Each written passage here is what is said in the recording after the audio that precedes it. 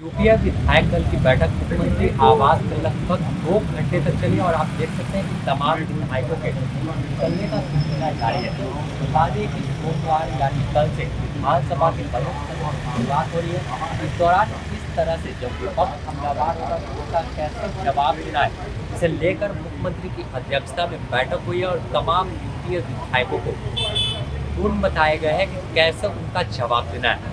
आपको सुनाते हैं क्या कुछ कह रहे हैं जब बैठक से बाहर निकले मंत्री और विधायक। के पहले सभी लोग विधायक दल का मीटिंग करते थे, बस इसी तरह आज भी हम लोग मीटिंग किए हैं और हम लोग चाहते हैं कि सुचारू रूप से सदन चले, पक्ष विपक्ष एकजुट होकर जनमुद्दा की बातें करें, सदन को सरकार जो सदन में जवाब देती है 323 ऐसे मामले लंबित हैं। कल विधानसभा अध्यक्ष ने भी, आपको याद होगा, सवाल जो अधिकारी जिस पर बहुत गंभीर नहीं। देखिए, आश्वासन तो बहुत दिनों से लंबित है और मुझे जहाँ तक जानकारी है आश्वासन समिति के सचिव विधानसभा का रह चुके हैं, इसलिए सिलसिला लंबा आ रहा है और हमारे यहाँ तो ज़्यादा हम कोशिश करते हैं आश्वासन पूरी कार्रवाई करें। और ये जो ग्राउंड जो होता है ये विधानसभा 2000 से लेकर जब से चल रहा तब अब तक का है, उसमें बीच में कुछ चीज़ जो है आश्वासन आता है, हो भी जाता है, उसके बाद भी वो जमा रहता है। इसको देखने की बात है और आश्वासन पर भी हम लोग जो विधानसभा का अंदर में हम लोग जो आश्वासन देते हैं उसको तुरंत ग्रहण करने की हम लोग कोशिश कर रहे हैं और जो बचा कुचा है उसको भी हम लोग करेंगे। ये सर अंबा प्रसाद और योगेंद्र साहु ने बहुत बड़े सवाल उठाए सरकार पर, भ्रष्ट हैं, 60-40 का रेशियो चल रहा है। देखिए, वो आप उनकी जानकारी मुझे नहीं है, जानकारी करने के बाद ही हम जवाब देंगे। और मुख्यमंत्री ने कुछ दिशा निर्देश जरूर दिया। सारे जो आज बजट सत्र खास बजट आपने सुना होगा, माननीय मुख्यमंत्री की बातों को, ये बजट खास होगा और राज्य के अंतिम पंक्ति के लोगों को लेकर के जिस उद्देश्य से इस राज्य का निर्माण कराया गया उस उद्देश्य की पूर्ति के लिए ये बजट होगा और हमारे दशम गुरु शिबू सोरेन जी के जो सपनों का झारखंड है वो बनाने की दिशा में ये बजट काफ़ी कारगर सिद्ध होगा। ये तो पहली बात है। और दूसरी बात, आज जो बैठक हमारे विधायक दल की बैठक थी उसमें यही निर्णय हुआ कि सदन सुचारू रूप से चले। हम सभी लोग जो भी सवाल हो, पक्ष विपक्ष के जो भी उनकी जिज्ञासा हो उसको पूरी तरह से उन्हें संतुष्ट करें सदस्यों को और अपील करें हम अपने विपक्ष के साथियों से कि सदन चलने दें, क्योंकि सदन राज्य के हित के लिए आहूत किया जाता है, राज्य के विकास के लिए आहूत किया जाता है और सदन के समय की बर्बादी ना होने दें। बेफजूल अपने राजनीतिक उद्देश्यों को साधने के लिए सदन का इस्तेमाल न करें। यही बातें हुई हैं और हम सभी लोग सदन में तैयार होकर हम लोग आएंगे।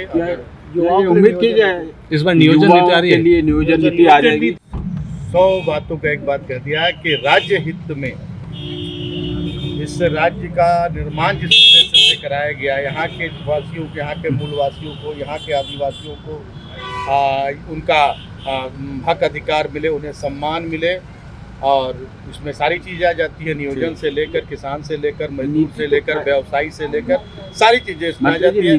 बहुत जल्द नीति तो हमने बनाई थी, नीति तो हमने बनाई ही थी, लेकिन भाजपा को ये रास नहीं आए। भाजपा के लोगों ने जाकर इसे न्यायालय से खारिज करवाया। अब झारखंड के युवाओं की राय पर नीति बनाने का निर्णय हमारे माननीय मुख्यमंत्री ने लिया है और झारखंड के युवाओं की राय आई है, उसी के अनुरूप नीति बनेगी और बहुत जल्द जो भी हमारे योग्य युवा हैं 2016 ये आप पता चल जाएगा जब बनेगी। आलमगीर साहब बताएं। देखिए, माननीय मुख्यमंत्री ऊपर करो, हम सभी जितने भी माननीय विधायक हैं सबको ये एक दिशा निर्देश दिया है। ये लोकतंत्र का पवित्र और लोकतंत्र के पवित्र मंदिर में पक्ष विपक्ष दोनों अपनी बातों को रखेंगे। हम सभी लोगों को बहुत शालीनता से अपनी बातों को रखना है। पक्ष भी अपनी बात रखेगा, विपक्ष भी अपनी बात रखेगा और हम लोगों को विपक्ष की भी बातों को सुनना है और हमको विपक्ष यदि जन उपयोगी बातों को लाता है और उनका आचरण लोकतंत्र के पवित्र मंदिर में लोकतंत्र के प्रहरी के रूप में होता है, तो हमको उनका भी स्वागत करना है और हमको अपनी भी सरकार की बातों को मजबूती के साथ हमको अपनी बातों को भी रखना है। लेकिन इस लोकतंत्र की पवित्र मंदिर की पवित्रता कम नहीं हो और लोकतंत्र पर लोगों का विश्वास बना रहे, इसके लिए हमको पुरजोर प्रयास करना है। ये मुख्यमंत्री जी ने मोटे तौर पे दिशा निर्देश दिए हैं। हालांकि विपक्ष का तो सहयोग मिलता नहीं दिख रहा है। नहीं मिलता है, कोई बात नहीं है, लेकिन हम अपने आचरण में कोई भी ऐसा अमर्यादित काम नहीं करेंगे जो हमारे लोकतंत्र के इस पवित्र मंदिर को शर्मसार करेगा।